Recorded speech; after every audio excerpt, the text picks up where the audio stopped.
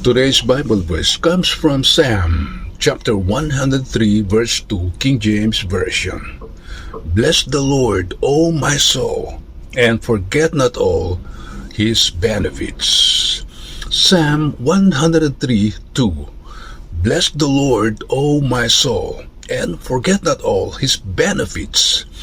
Urge us to actively remember and appreciate God's numerous blessings, encouraging a heart filled with gratitude and praise.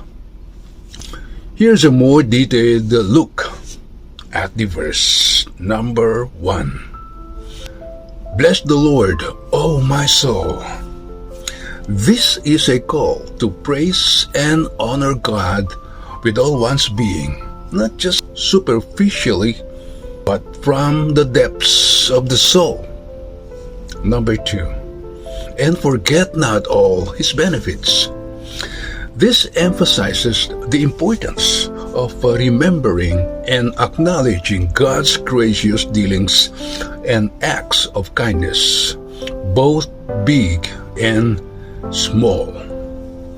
Number 3, benefits.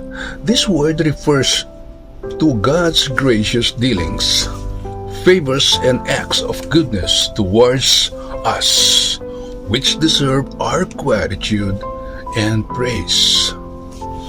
Number 4, why is this important?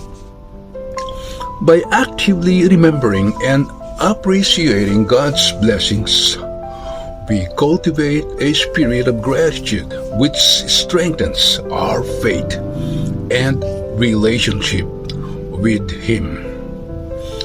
Number 5, examples of God's benefits.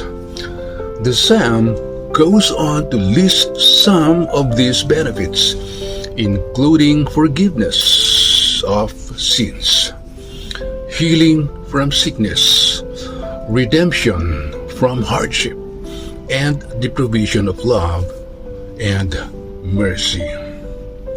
Number 6, the call to action.